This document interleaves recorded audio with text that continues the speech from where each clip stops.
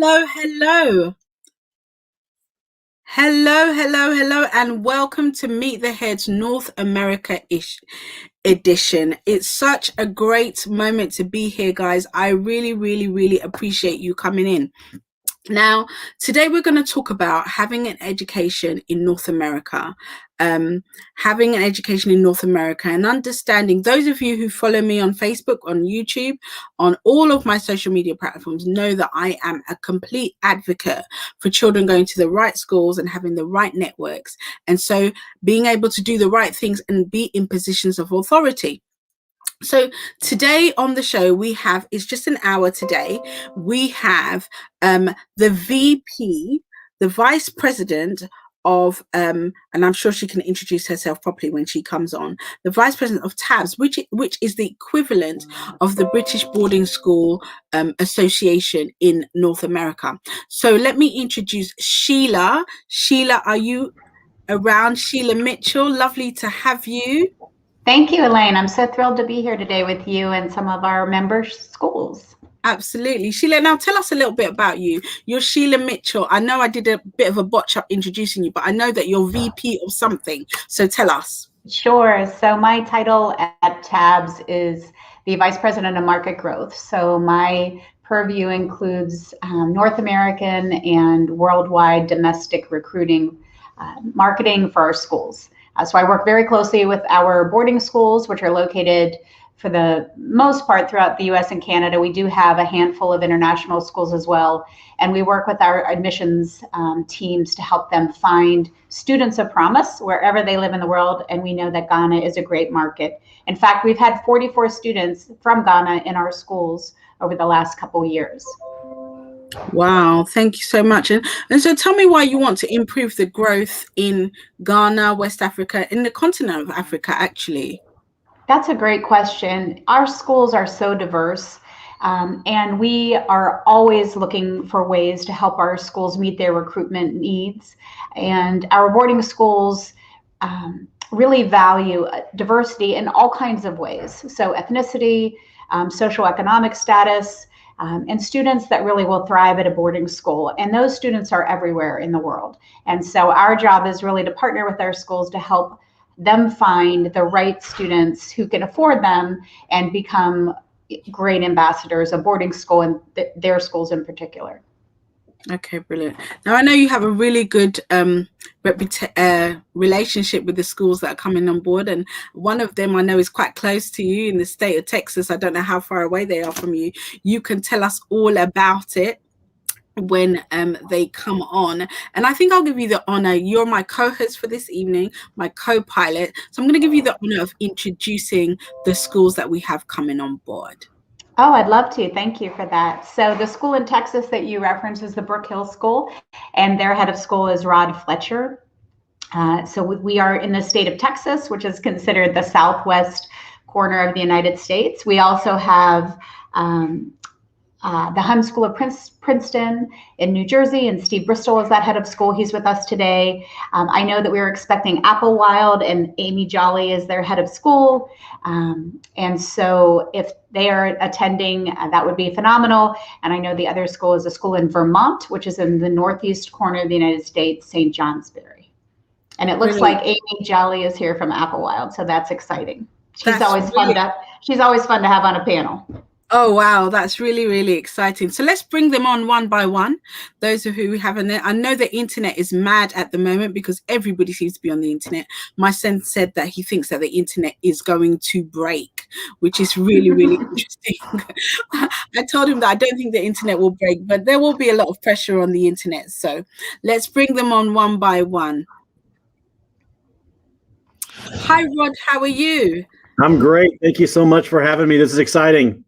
I know. So tell us, Rod, about yourself, about the Brook Hill School. And I've met some of your colleagues previously, and I was really excited by the energy that they carried. Tell us about the school and yourself, how you ended up being the head there. Yeah, so I've actually been head of school here this is my 17th year at the Brook Hill School. Yes, it's been a wonderful journey. The Brook Hill School, as Sheila mentioned, is in Texas. I'm in East Texas, about 90 minutes from Dallas, about 3 hours north of Houston, in a rural setting. We have 220 beautiful acres. We have a collegiate quality campus. Our facilities are all fairly new, and we're really proud of what we've built here. It's a quick drive over to Dallas. Most of our students will fly into Dallas and drive over to Brook Hill, but American Airlines also flies into Tyler, which is 10 minutes from our school. We're a Christian boarding school. In fact, our tagline is Christ-centered college prep.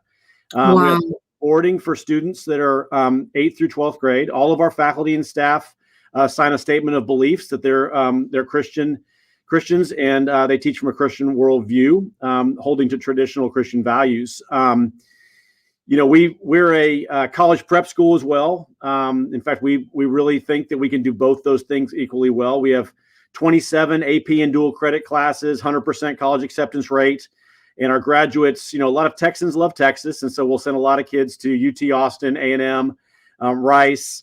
But we also send students all across the country to Cornell, Dartmouth, Brown, et cetera, if that's the college that they're choosing. One of the things we have is a state-of-the-art full security team at Brook Hill. It's kind of a Texas thing, but we have a very secure campus, and security is a kind of a trademark of our school. And then we have a global environment. We admit upwards of 30 nations each year. And so this last year we had 35 different countries represented at Brook Hill, which is really neat to have in East Texas. We pride ourselves on Brook Hill being a family. You'll hear us throw that word around a lot, a place where students feel loved and belong. I just had an alumni lunch before this meeting, and those are always incredibly fun because they come back and they tell stories, and they love their school and they love their teachers. And so it's always fun to have them on campus. We have special programs. We have a business school inside of our school. Robotics and an innovation team is kind of becoming a really big thing. And of course, we have Friday Night Lights and Texas football. So Wow. athletics are very, very important to our community and our students. We have students come from all over the world to be part of our athletic programs. And we have built an athletic facility that is really second to none. And so we have a lot of really good athletes. And then arts is also just so important. Our program is very competitive. So we use the word comprehensive here a lot. We want to be a program that all these kids can find their niche and feel loved, feel safe, and also get involved in the school. Thank you so much, Rod. I'm just going to park you right on the screen. We're going to bring in another school and another school so that we can have a little bit of an intro, and then we're going to have a conversation about what COVID has done to the North American education system, and if it's done anything at all. Whether your recruitment numbers have been up or down. I know that TABS, you are a member of TABS, and so what has TABS done as an organization to help with the confidence that might have been lost over this period? So coming in next, who do we have, Sheila? We have Steve Bristol from the Hun School of Princeton. Hi, Steve. How are you? I'm great, Elaine. Thanks so much for having me. And Sheila, thanks for leading this off with us. This is a great opportunity. Thank you. I'm so glad you could make it. I know it's a bit strange because we do it normally with like UK schools, but you can do that during the day. But the time difference and having to manage all the different time differences is logistically been quite exciting to put together, actually. So, Steve, tell us. I've met you before, and you're a very warm character. You're very passionate, and I love that about you. But tell us so that the viewers who are watching know who Steve is and who the Hun School of Princeton is. And obviously Princeton's quite a very lovely name. I know a lot of parents are looking at that in terms of college. So yeah. Well, thanks, Elaine. Again, my name's Steve Bristol. I'm the assistant head of school for enrollment and strategic planning at the Hun School of Princeton in Princeton, New Jersey. Some kind of facts and figures. I am a product of the system. I'm a U.S. boarding school graduate. I've worked at 4 different U.S. boarding schools, so I know the network pretty well. I could have my own TABS satellite office, I think. Hun's got covers grades 6 through postgraduate. We do a PG year, which is for kids that want to come 1 year after they've graduated from high school, and about 650 kids. As I travel the world and meet families, one of the things that clearly stands out is, as you mentioned, Elaine, is the Princeton piece. It is an amazing, amazing community. In addition to the university and several boarding schools, we've got the Institute for Advanced Study. The sort of intellectual air that flows through this area is pretty amazing. You feel smarter just walking down the street sometimes. But we've been here a little over 100 years. We have kids from, on any given year, between 25 and 30 different countries, including across Africa. In fact, I traveled there last year with TABS on their tour and went to Ghana and Nigeria and Kenya. And we've got kids from all of those countries and now families on the ground in those places who are acting as sort of satellite offices for me even. They're anxious to talk to other families that are interested in HUN and tell them about their experience. It's been a lot of fun. As a school, we're a very traditional college preparatory boarding school. We emphasize balance, sort of academic vigor. We have a really strong athletic, arts, theater programs, community service. It is a very holistic educational experience. We want kids to come and try lots of different things. I think the success of our kids comes from the fact that they feel comfortable here. And I've always believed that if you can create an atmosphere where kids are comfortable, that builds their confidence. And before you know it, they're raising their hands, they're talking in class, they're asking questions, they're challenging ideas, they're trying new things, but it all starts from a community that emphasizes character above everything else. You know, kids ask me all the time, what are you looking for?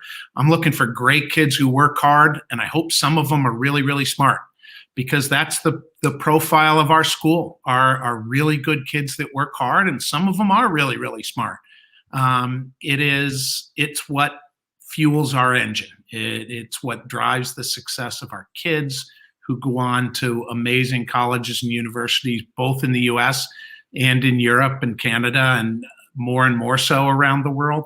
It's been an amazing opportunity. I'm in my 11th year here at HUN now, and I'm also the parent of 3 HUN graduates, so I've been through the process from beginning to end, and it's been a wonderful, wonderful experience. So thanks for having me. Oh, thank you so much for coming on, Steve, and introducing yourself. And I think it's going to be great for us to have this conversation and get more and more families in your school. Who do we have coming on next, Sheila? I am thrilled to introduce Amy Jolly, head of Applewild School. Hi, Amy. How are you? I know we've met before. Yeah, we have. Thank you so much for organizing this for us. It's always so much fun to talk about our industry with a broader audience. Definitely. I mean, we can't meet in person, right? But we'll find a way to make it happen. Well, our school's been in session actually in person since July, believe it or not. We've learned a lot this year about how to run an amazing program that's deeply personal, even when you have to wear a mask. Local infection rates are pretty low. We've kept everyone safe. And I know everyone on this call is looking forward to the day when this whole thing is over. But Applewild School, we're located in central Massachusetts. We're an hour from Boston and all of the many colleges and universities that are located there. We're about 3 hours from New York City. And we're about, half an hour from a city called Worcester, which is the second largest city in New England. So our students really benefit from kind of a cool location. We take them skiing at least once a week, and they're enjoying that. Our residential students are very into snowboarding this year, which is kind of fun to watch. But we are a junior boarding school, which means we board children from grades 5, this is about 10 years old, through 9, so about 14 years old. And you may wonder, why would a family send their young child to a junior boarding school? And, we exist to help children get ready for competitive secondary school placement. So what we find is that over 90% of our students receive admission to their first and or second place secondary school. And what I hear from other admission officers and from other heads of school is that the Applewild kids are relatively lower risk to accept because all of these children have proven they can do it. They've proven they can live in a dorm. They've proven they can manage, a challenging American curriculum, and they're ready to go. They've learned how to participate in a community that the secondary schools expect. So we get them and starting in 5th grade, but we accept students in 5th, 6th, 7th, 8th, and even 9th. And to help our students. Tell us the age groups of that, because in the UK or in Ghana, they might be slightly different. So if you tell us the age groups for 5th, 6th, 7th. Yeah, so 5th grade would be about 10 years old. Yes, and so it's the ages 10 to about 14 we work with. Okay. And for 8th and 9th graders, so students that are 13, 14, we have a program. It's a 2-year loop called Prospect Studio, and it's a very innovative program that gives our students the opportunity to apply out after 8th grade if they're ready. They can also stay another year for 9th grade and give them that competitive advantage of just a little more preparation so they're ready to go to a selective secondary school. So we work with them on coming and going to be ready for that next experience. Thank you. Can you hear me okay? A little bit of an echo, Elaine. I don't know where the echo is coming from. It's gone. There we go. Brilliant. So I want us to have a roundtable discussion. Please unmute your mics. This is not a Zoom call, so I like to listen to everybody. And I want us to have a conversation about, because lots of questions are coming through from parents now. I want us to have a conversation about COVID. Obviously, the theme of the show today is COVID and North American education. And I love the way that Amy introduced her school and that it's been running in session. But this is not the information that we've been given in the UK, in Ghana, in other places where the Ghanaian diaspora sits, and the Black community, in that the numbers are so sky high. So tell me, Steve, how you've managed to do that, and what are your thoughts on the whole COVID thing, and how is it affecting your community of a school? Yeah, thanks. And it's, as you said, this is a unique challenge in schools today, and boarding schools in particular. The residential side of our school communities is, we've learned over the years that's a high risk kind of experience. But it's been amazing to hear the stories of how well schools have managed it. Last spring, we all pivoted very quickly with the ultimate goal of just getting through classes and making sure that kids didn't lose any academic ground. And that was the priority. We went into the summer saying, okay, we did that pretty well, but that's not that we didn't fulfill our mission as a school. That isn't what we promised to our families. We promise a lot more. And so we went into this year with a commitment to providing a quality academic program, but also a social, emotional wellness community program. Kids and families choose Hun because of the community, because of those relationships. And that's why we really made that the priority going into this year, is to make sure we had our finger in the pulse of our kids. We've added a whole menu of what we call community engagement experiences for kids that are, some are virtual, some are in person when they're on campus.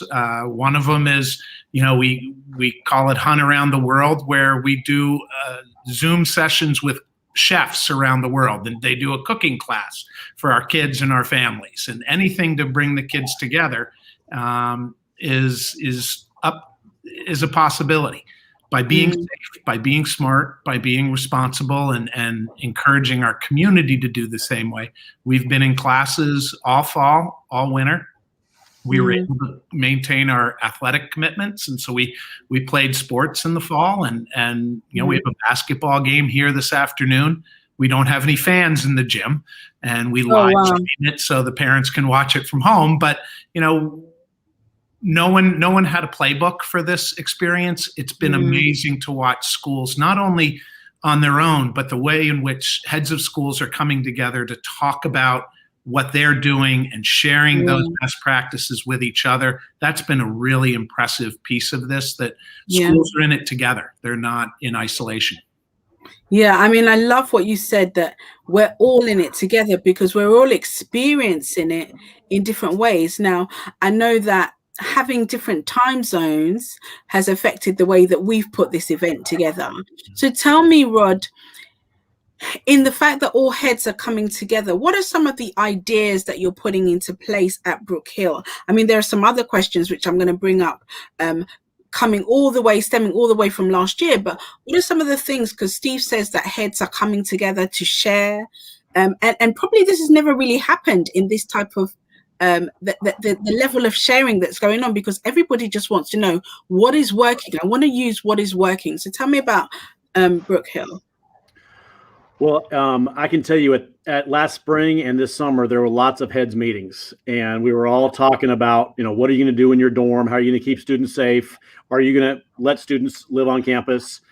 And there was just a lot of collaboration on protocols to put in place to get boarding schools as open as possible. Because as Steve said, that's our sweet spot, right? Is community. And so we did a lot of collaboration getting those things together. And then, as the year has gone on, different schools have pivoted in different ways based on their region. Here we are in East Texas, and we're fortunately very back to normal. Our students are asked to wear masks when they're in the hallway, but that's essentially it. We social distance in classrooms as much as possible. We have basketball games, and we do have fans. So it's if you were to come to East Texas, you would feel like it was life as usual, as normal here, which I think might be different in other places in the United States. So it's not like, so we're all kind of in different places now as the heads talk. It's just there's still collaboration, but it's very different. And but in East Texas, where we are, maybe because it's a more rural setting, we are in a lot of ways post-COVID here, because and students are going to class, going to school, very normal. Now we have some international students who have opted to participate in our virtual program. So we still have virtual programming for students who either couldn't get here or didn't feel safe to come over. And so we have about 30 international students that are studying overseas still. But other than that, our dorms are full, and all of our day students are returning. In fact, we've seen significant enrollment increase this year at Brook Hill. Thank you so much. Thank you so much. Now, Amy, I know you've spoken briefly and that your school has been doing really well, so I won't hammer that question again. But one of the questions that's come up from the parents, and obviously during the middle of the pandemic, there was a horrible killing of a Black man, and the whole Black Lives Matter movement rose up again. And one parent has sent an email. A lot of people are sending emails to me directly, and they want to know, and I think this is a general consensus but I'll start with Amy's, that how are race issues handled in the school? Because obviously if you're coming from another country, another continent, another environment, how is that handled in the school? Thank you for bringing that up. It's a great question. We could talk, for hours on it. Most parts of the world have their issues of social justice that have to be addressed. And I think one of the things that schools that are associated with the National Association of Independent Schools here in the United States are doing a good job of is being very proactive in anti-racist education, being very thoughtful about our curriculum, and being clear about what we understand to be a forward-looking education. And that clearly must include significant investment in anti-racist, anti-bias education. On a practical, on the ground here at the school, we do a lot with not only the curriculum we do, but the resources we make available to our students. Last weekend, I chaperoned a group of our 6th, 7th, and 8th graders at the Association of Independent Schools of New England Students of Color Conference. And these are affinity-based groups that get together, and including groups for white allies, and talk about issues of race. And, as all of our schools are looking to do, is teach critical thinking, and then teach those core values that we all of us hold dear around respect and around justice, about civic mindedness, about fundamental honesty. We work on that a lot together. When our Capitol was attacked by a racist mob, that was a moment for our school that we gave pause. And I'll tell you, I got my faculty together and we spent time reflecting on how we were going to help our students process this very difficult moment in our history. And then we got the kids together and we had a candid conversation. So I think the first step is being willing to engage honestly and in a timely manner with students where they are developmentally, but be there for them. So I don't know if I answered your question completely, Elaine, but it's a subject that's near and dear to my heart. Yeah, I think that is the beginning of a conversation that we could have with Steve, with Rod, with Sheila.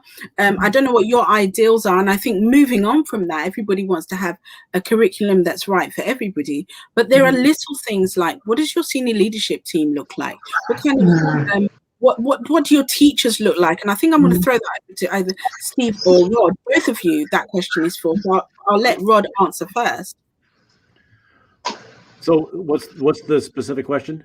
The question is, where are the so obviously Amy's spoken about a curriculum that will be rich for everybody, that will be inclusive for everybody, right?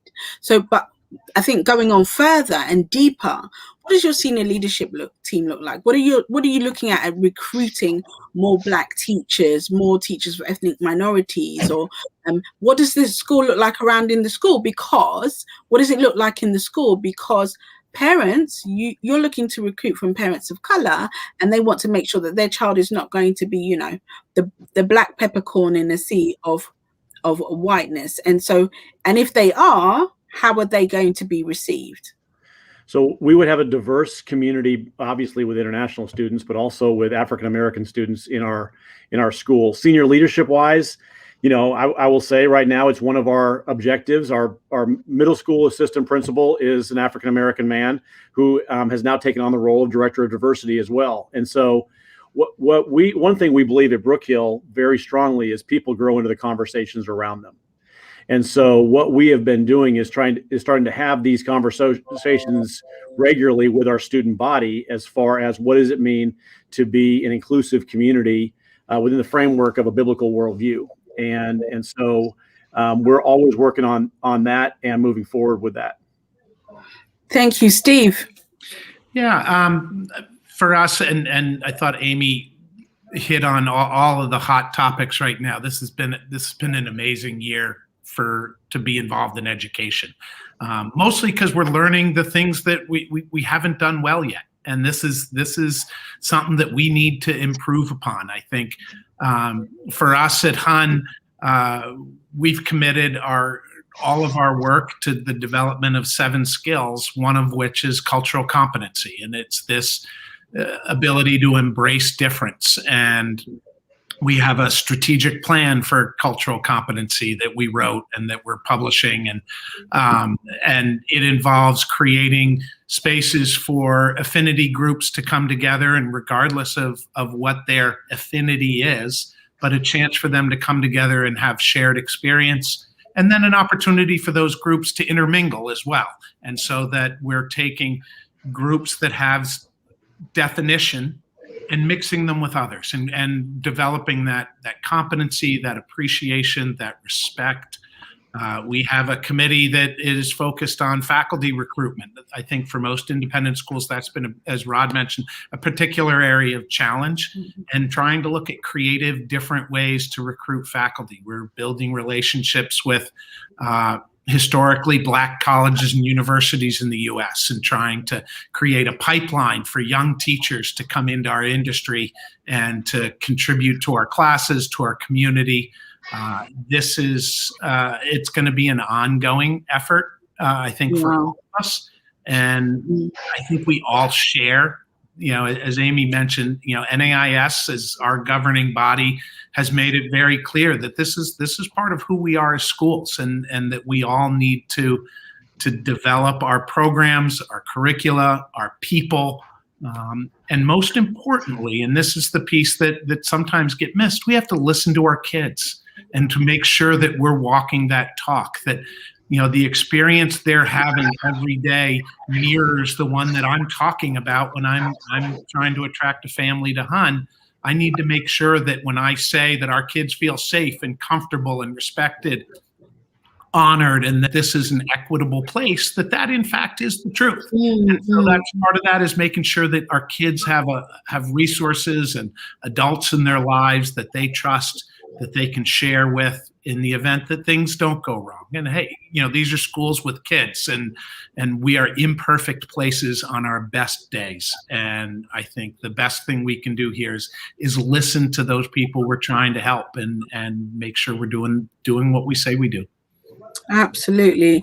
Now, Sheila, as TABS is sort of like the umbrella organization that these schools sort of sit under, obviously I think that TABS is a leader in what these schools are doing. What's TABS doing in terms of helping these schools achieve some of these goals in terms of race relations that they're trying to achieve? Sure, it's a great question, and I'd love to start first, Elaine, by leaving the audience, the parents who are joining us today, with a thought of the 3 pillars of our boarding schools, because I think this is really critical to mention. So our schools are diverse in many, many ways, and our students are world citizens because they are among their peers from all over the world. So whether a school has 200 students or 2,000 students, boarding school kids become world citizens. And that happens by these 3 pillars that our schools always hold up. Now, TABS is not an accrediting body as NAIS, the National Association of Independent Schools, is, but our membership criteria is very stringent. But what all of your families can expect from our schools are 3 pillars. One is world-class academics. And along with that, paired with that, are world-class teachers and faculty. So that is one pillar of boarding schools that we know every day, and that is something we promote throughout the world every day. The next thing Steve mentioned a little bit at the beginning, which was what we call extracurriculars, and it's the opportunity to try lots of things, fail in a safe environment, and then move on to the next pursuit or interest that a child has. The third piece that's really important that I'd love your audience to walk away with knowing is all of our schools are built with a framework of what we call a 360-degree adult framework, meaning there are people in every child's life at schools who are looking out for them. They know when Amy's having a terrible day, and they're communicating with Amy's mom and dad, wherever their mom and dad lives, to say, we've got this. And so that 360-degree network of adult support is something that children will not find in a typical private day school, public school, online school. It's really unique to boarding schools. And I want to make sure that your audience takes that away. What TABS has done, I'll give you a good example. So when we learned in early March that COVID was happening, we pivoted. So TABS is a really tiny organization. Currently, we have only 12 employees. And we all pretty much dropped our job titles, just like our membership schools did and people at schools. And we all pivoted into different work. And one of the things we did by April was stand up 12 flash surveys to report back to all of our membership of what everyone was doing regarding PPE, protocols, safety, that kind of a thing. So TABS really shifted our work this year from a lot of professional development learning and a lot of marketing to what do schools need and how do we survey our schools and give back that data almost instantly within 24 hours so that schools knew what their cohorts of schools were doing. And again, in at least in North America, it's very regional. So COVID has been very regional. So for instance, March and April, Connecticut and New York were the hardest hit areas. So that's Northeast United States. And then throughout the year right now, for instance, California on the West Coast is really, really suffering. So it's very regional and there's no one size fits all approach. But I think by TABS convening all of our schools and really bringing people together to have these conversations, it elevated the conversation. Heads of schools felt more comfortable that they could frankly let their hair down and say, we're really struggling. What did you do? And it's really been a year of collegiality among our schools. And I think that Rod and Steve and Amy touched on that a little bit. Yeah, that's true. But my question was to do with diversity within the TABS organization and how that trickles down, and how you help these schools in bringing these schools together, how you help them, and you help them in so many other ways. How have you helped them in terms of diversity and improving their race relations in their school? At the time, TABS has not taken that role on head on. So as a member, have any, what does TABS look like as an organization? Is it an example of what we are all trying to see, or it's not? It has work to do itself. I think we all have work to do. So, for instance, of our board of about 17 folks, 4 are African American, about half are women. And so there's always work to do. And I don't think anyone would pretend that there's a complete formula that they've worked out. The staff at TABS looks a lot like our board. So it's a diversity of years. I'm frankly one of the oldest people at TABS at 53. So that's interesting, right? So we have a wide variety of subject matter experts.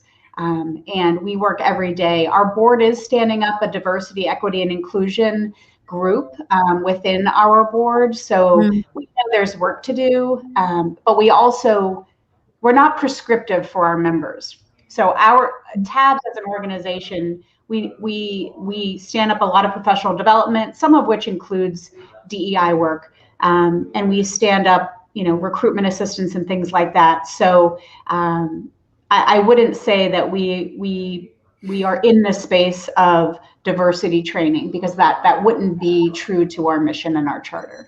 But it would be good for TABS to be an example of what all these schools. Absolutely. Yeah, absolutely. Okay. Now, moving on. Thank you so much. And Steve, you know what? I really loved what you were talking about as the school being a pipeline to get more diversity in your school. I thought that was brilliant. And that's going to be I'm going to hashtag that, I think, on Twitter and put that on my social media handle. Loved it. Now, another question that a parent had come was, she needs to know about gun issues in the US and how can schools be safe? And what are some of the things that you've put in place? I think we'll start with Amy on that. So you've got younger children in your school, haven't you? I'm sorry, can you repeat the question so I understand it? The question is said, we need to know about gun issues in your school. Oh, gun issues. Yes. Okay.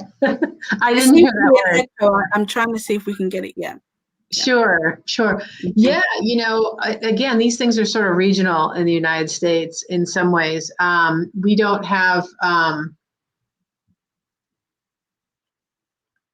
the same kind of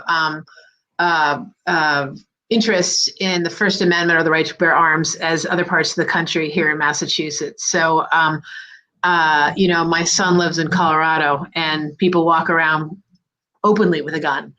So we don't have that here. The school was founded over 60 years ago, and we've had no issues whatsoever. And our school is situated in a mid-sized city, and we don't have any issues.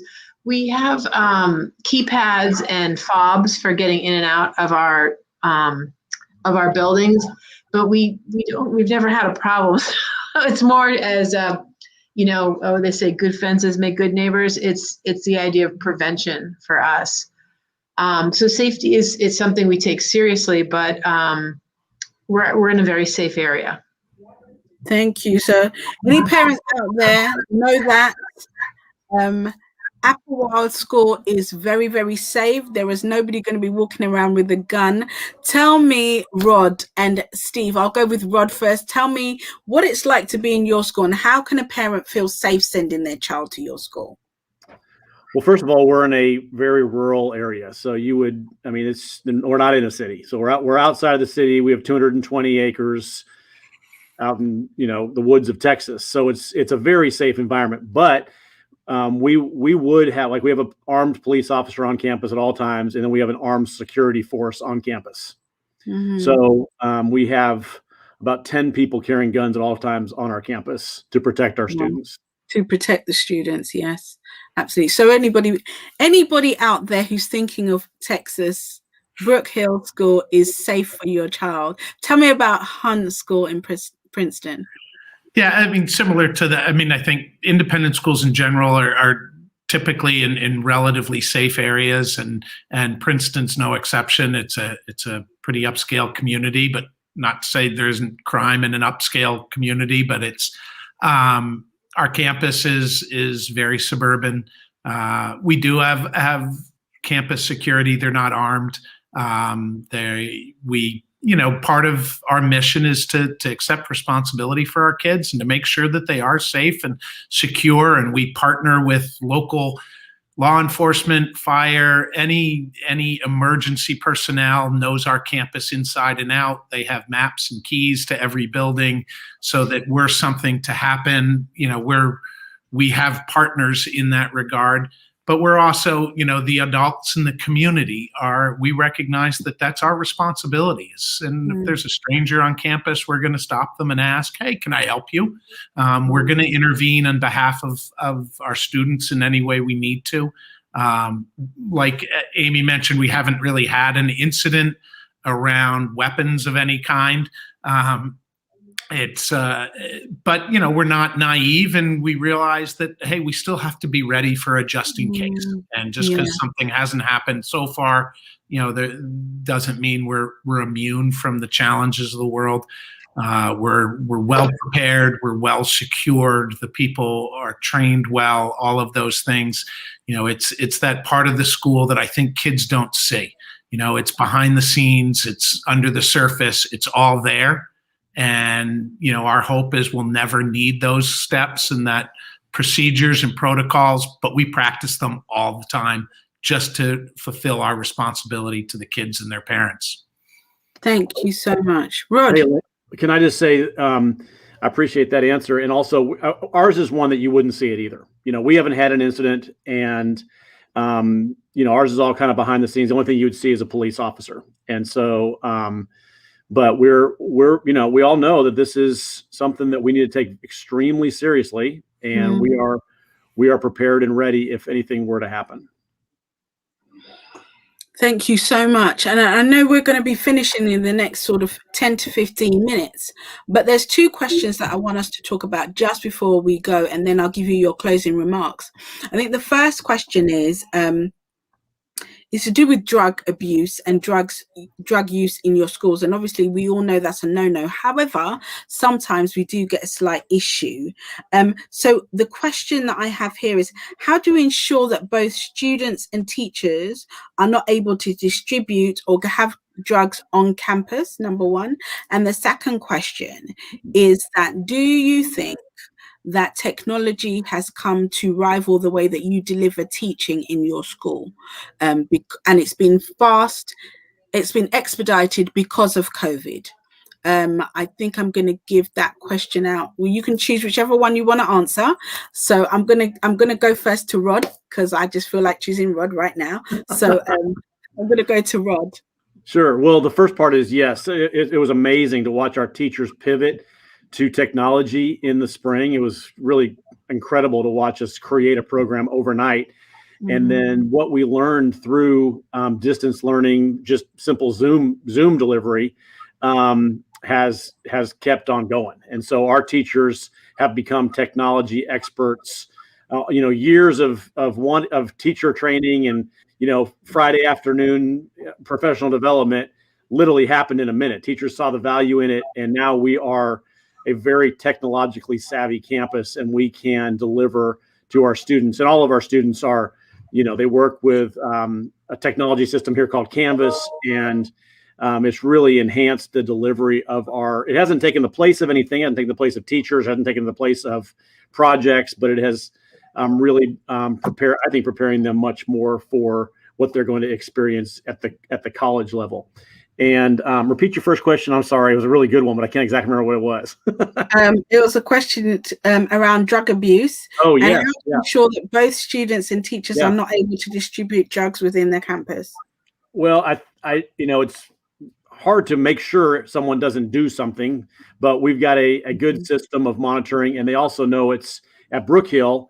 it's a one strike policy. So if a student was caught distributing drugs or using drugs, they would be asked to leave our school. Wow, thank you. Anybody want to add to that? Steve, Amy, Sheila? I would say this is another argument for a junior boarding school, that we can really work with them while they're young to understand sort of why those things are wrong. We have zero instance of any of that. And we also help them learn to be students and learn how to manage themselves. So for example, we do limit technology for them. We don't allow them to have their phones and their computers at night after a certain point. In fact, there's actually windows of time when they're allowed to use those devices. So we help them auto-regulate. And we do the same thing with the commitment to their wellness. We make sure that they're eating properly. We talk to them about nutrition, and we talk to them about manners. The other day at dinner, I was talking to them about, the right way to hold a fork and a knife and the different styles for that. Because we're sending them out to be leaders in the world, and they have to be fully prepared. And I think we avoid some of those issues just by having really great faculty who are, I have 3 faculty living right in the dorm, and then I have others on campus that keep, close eyes on all of them. And we keep them busy. I took them, and in COVID, that makes it even harder, right? What activities are going to be safe? So normally we would take them to a basketball game at Boston University or ice hockey at Harvard. And those things are hard to do this year. So guess what I did a couple weeks ago with them? I took them to do aerial yoga and was able to hang from the ceiling in this big fabric sling, working out with them. And the kids got a huge kick out of it. And I think you avoid those issues if you keep them busy, you provide structure and clear expectations. Thank you so much. Steve, did you want to add to the conversation? Yeah, this is an all-star lineup of topics between drugs, alcohol, guns, race, technology, COVID. This is a head of schools. These are the things that keep us all up at night. And I think what I would say is, to people asking questions about it, know that we ask the same questions. We're worried about those exact same issues on a larger scale. As a parent, I worry about it for my 3 kids. As a school official, I'm worried about it for 650. As Amy said, a lot of our work is preventative. It's educational. That's our charge, is to teach our kids how to live healthy lives. And and as Rod said, we're one strike place too. There's a certain amount of wiggle room we'll give kids, not around drugs. The school doesn't tolerate it. It's against the law. It's, the offenses there are very serious, and we educate our kids on those things so that they can make smart decisions and make responsible decisions. I talked about cultural competency as a core skill we teach. Another one is ethical decision making. It's, what is right and wrong, and what are the values inherent in doing what is right, and how that relates to the people around you. I joke all the time, high school kids are contagious. Their behaviors flow into others. And so we want to educate them on healthy behaviors in the hopes that becomes contagious through them. On the technology front, it's a tool, and it's a wonderful tool for teaching, but it is a poor replacement for in-person, face-to-face, building relationships with people, knowing that when I sit at an English table and I'm looking across at a classmate and I've said something that has just offended them and I didn't mean to, but I can read their face and I know I did it. And now I have to figure out how to rebuild that relationship. Those are incredible skills that can only be done in person. And technology in the last year has sort of saved us because we couldn't do that to the extent that we wanted to. It's a nice supplemental tool, but our core business is small classes, great relationships with teachers, building on those relationships so that our kids are prepared to be successful when they leave here. And part of that is technological education and responsible use there Mhm. and all of that, but it's all part of the larger education that you get in boarding schools and independent schools where, like I said, we're worried about all the exact same issues. Yeah, I love your passion because you're a real person. Because a lot of times heads of schools put themselves up there as, you know, untouchable, but you've shown your vulnerability today. You've shown your empathetic skills, and there's a couple of questions that have coming on the live feed, and one of the questions is, what's the support available for a student who English is not their first language? And another question, so who would like to take that one? I think I can put that to Amy. Sure. We have a very mature ELL program or ESL program.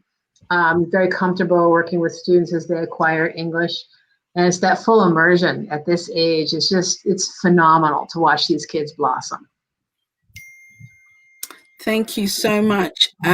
Another question, because I'm conscious of time. Another question is, how do you support students with special educational needs?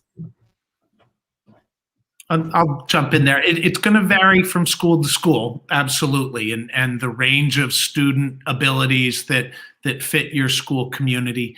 We're at HUN able to handle a pretty broad range of kids. On the high end, we've got some kids that'll end up going to Ivy League schools and things like that. But we also have really, really bright kids who have learning issues, and we have what we call the Academic Learning Skills Program that gives them skill and strategy development so that they can be a little more academically independent. And again, these are bright, talented kids who just there's a learning issue in there that keeps them from reaching their full potential, and we're going to try to unlock that for them. Thank you so much. I'd piggyback that and say at Brook Hill we have a similar thing called the Academic Center for Excellence, and it's a support center for students who are needing any kind of accommodations because of their learning differences. Thank you so much.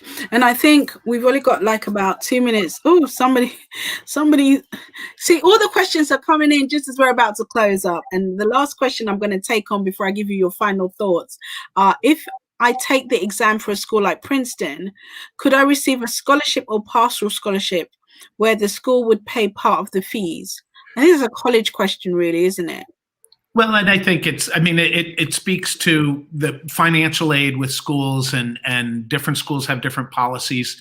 The two kinds of very broadly financial aid that families can look for and talk to the schools they're applying to for need-based financial aid, which is if your family cannot afford the tuition, you can apply for financial support to fill the gap. And then there's merit scholarships that some schools offer for students who have particular talents or abilities. And HUN, we are a need-based school only. We don't offer merit scholarships.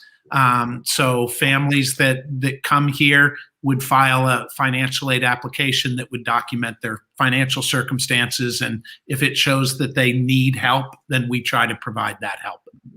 That's brilliant. Thank you so much. I want to thank each and every one of you before I close up the session for today. And we will be having a session every week for parents out there and bringing you information about different schools, North America, the UK, Canada, you name it, we're there. Anywhere you see Ghanaians, we will be there. So I want you to give us your closing remarks. Sheila, what are your closing 10, 20-second remarks for today's session? Well, I want to thank everyone for joining, and I'd encourage you to visit our website, which is readyformore.com, which will soon be boardingschools.com. So if your families are looking to learn more about all of these amazing schools here today, they can find more information, of course, on the school's website, but also on our web properties. So I hope that it's been a good use of time for all of our families joining us. Thank you, Elaine. Thank you so much, Sheila. Rod. Well, it's a tremendous honor to be here. I really appreciate it. We've had students from Ghana before, and we would love to add more students from Ghana. So we're just thankful for the opportunity to get to tell our story to the families that are here today. Thank you. Steve. Yeah, same. Thanks, Elaine and Sheila, for hosting today. It's been, and to all the audience out there, these are great opportunities for us to to share our passion for schools. Like I said, we're traveling into Africa these last couple of years. We're excited about those opportunities. We even sent a group of kids to Ghana last year to begin to learn about Ghana, so that the education has to go both ways. And that's been a really important piece for us. So thanks, everybody.